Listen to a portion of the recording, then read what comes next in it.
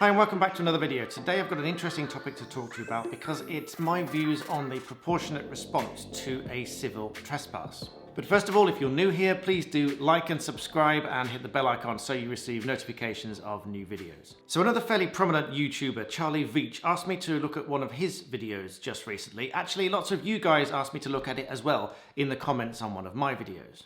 Essentially, what happened was Charlie visited an old building that was due to be demolished. It was built around the 1700s, I'm not exactly sure of the date, but an old building, and it's not listed and it's due to be demolished. So Charlie wanted to go and film this building to give his viewers some footage of what this old building looked like.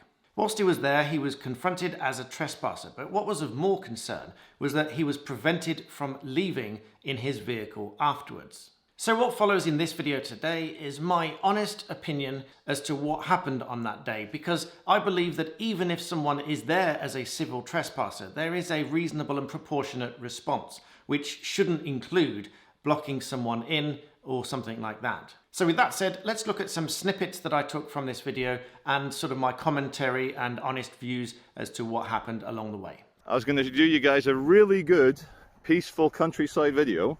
Now, when I saw the video for the first time, I had no idea what it was going to be about. The first thing that struck me is that it was effectively a live commentary from Charlie all the way through the video. Now, one of the most important things a court considers on any case that comes up is consistency of evidence and whether it's contemporaneous evidence. Contemporaneous being made at or around the time, because it's likely to be more accurate if it is documented or recorded at or around the time that it happened.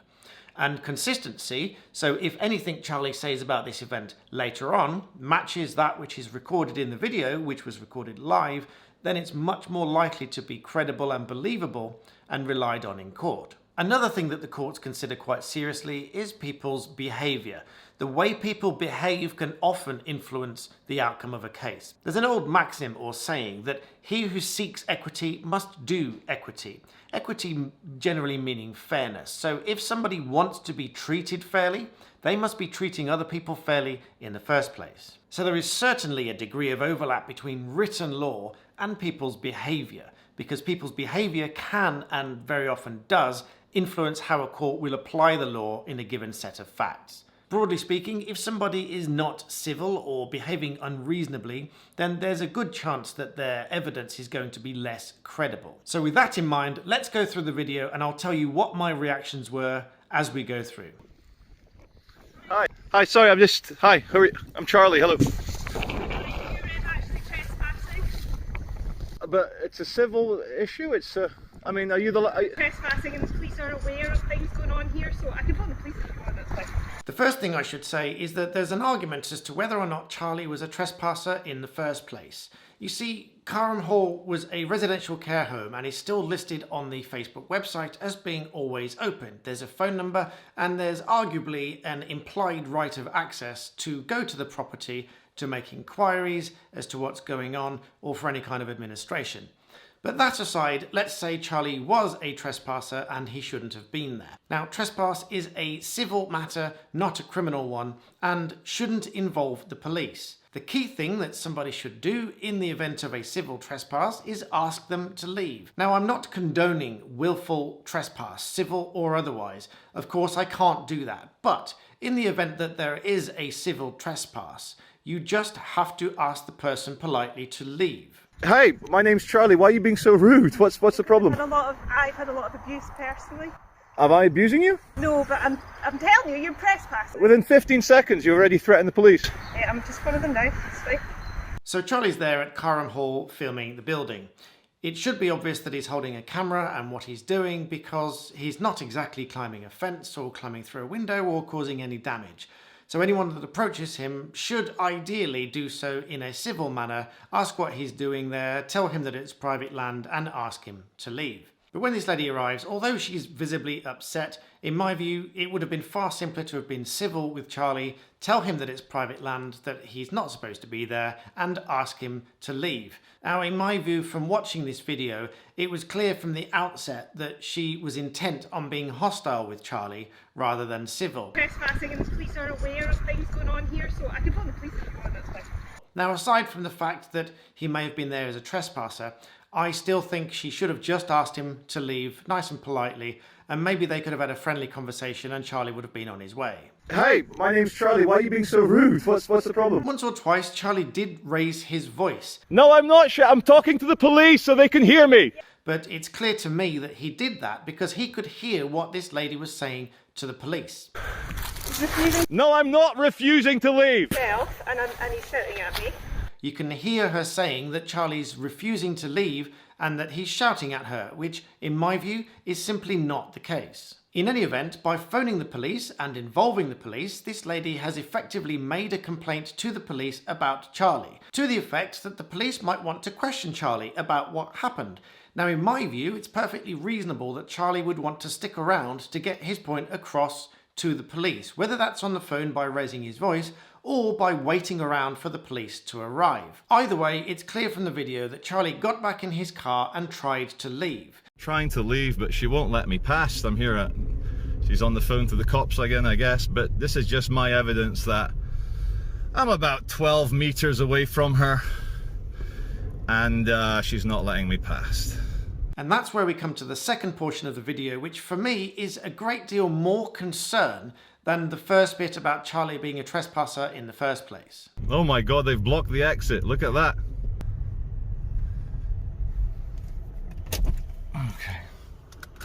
Okay. Can you let me out, please? You shouldn't kidnap me.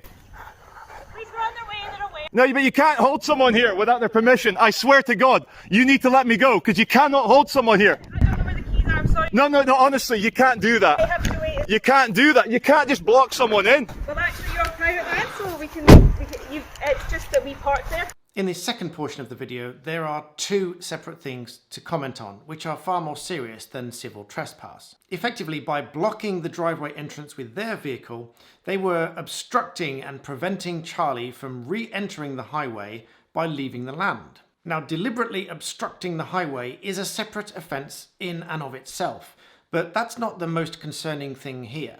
In this situation, it was quite clear to me that this couple were doing this deliberately to keep Charlie in one place and preventing him from leaving. This may well make it false imprisonment. A false imprisonment claim breaks down essentially into three components. Firstly, that there must be a willful detention. Secondly, that detention must be without the person's consent. And thirdly, the detention itself must be unlawful. Now, in some scenarios, a citizen's arrest might well be argued, but there is no argument for a citizen's arrest in Charlie's particular case, because although he may have been a trespasser on the land, that's a civil matter. He wasn't returning, he wasn't causing damage, and it certainly wasn't aggravated trespass or any other kind of offence that has trespass as an element of the offence. At this point in time, Charlie was simply trying to leave and was prevented from doing so. So taking this on analysis, in my view, this couple was blocking the exit to this land deliberately, which is a willful detention of Charlie in one place. It was certainly without his consent because you can hear Charlie pleading throughout the video. In my view, respectfully, even at one point seeming a little bit worried about what was going to happen because they simply refused to let him leave. I can't leave my car here. Who knows what you'll do to it? You've hostile already. I can't leave. I'm 6 miles from my house. Who knows what they're going to do to my car? All right, we're still blocked in.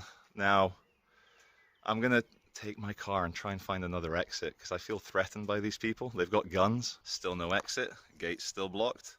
Guys, can we just say one last thing? I have to leave. So in my view, from watching Charlie's reaction in the video, there's a suggestion that there's an immediate fear of harm from him being kept in one place as to what was going to happen next. And as I said, there's no argument here for a citizen's arrest, therefore the detention would be unlawful. Now, in order to make out a claim for false imprisonment, a person must show that he reasonably believed that he was detained or confined into one place and prevented from leaving. Now, many people would think that physical force is required for false imprisonment, but that's not the case. Even by using a barrier of some kind to prevent somebody from leaving, such as blocking an exitway with a car, could amount to false imprisonment.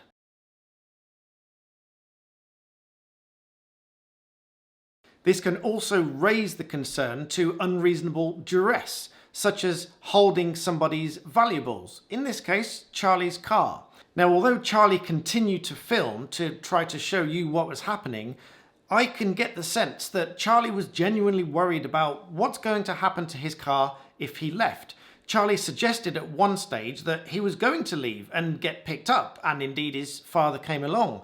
But his father and Charlie stood outside with Charlie's car remaining inside, and it took the police to arrive to convince this lady to move the car to let Charlie leave. So if any case like this were to come to court, it's likely that all of the facts and all of the circumstances would be considered together.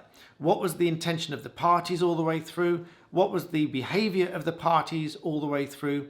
And often behaviour of one party towards the end of an ordeal can indicate what their intentions were towards the beginning. So again, and although I'm definitely not saying that anybody can just trespass wherever they like on private land, there is a certain level of response that should be expected. We live in a civil society, so if someone has committed a civil wrong, the response should be equal and proportionate and civil in nature.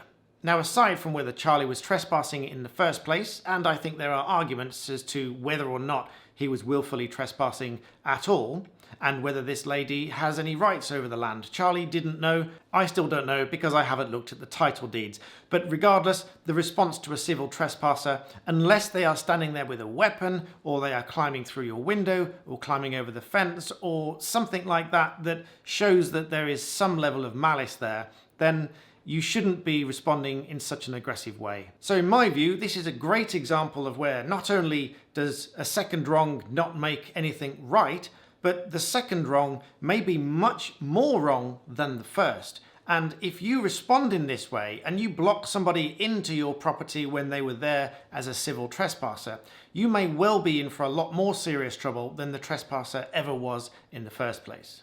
So I, for one, am disappointed that I didn't get to see this footage of Carham Hall, and I'm even more disappointed that it looks like this building is going to be demolished. Perhaps there could be some kind of online petition and poll to keep it alive, or perhaps somebody ultimately is going to buy it. But until then, its fate seems sealed. So that was it. So in summary, I think even if someone is there as a civil trespasser, they should be dealt with in a civil and proportionate way. I'm not saying Charlie was right or wrong or whether he was trespassing in the first place. But if somebody is trespassing on your property, it is tempting to be quite confrontational with that person. But my recommendation is that you keep everything civil. We live in a civil society. We should all be civil with each other. So we're just about to get into the summer. Lots of people are going camping. Lots of people are going hiking. If you realize or suspect that you are a trespasser in this situation, please be respectful to those that may own the land. And equally, if you are the landowner, please be respectful to the trespasser or someone you believe to be trespassing. It isn't a proportionate response to, say, phone the police when they haven't really done anything else wrong, and it isn't really proportionate to block them in and prevent them from leaving. A simple conversation should end any confrontation like this. But as always, this video and any of my other videos cannot be taken as a replacement for formal legal advice. If you find yourself in that situation, you need to seek formal legal advice so that you can rely on it as legal advice. But in the meantime, please remember to like, comment and subscribe, and I'll see you next time.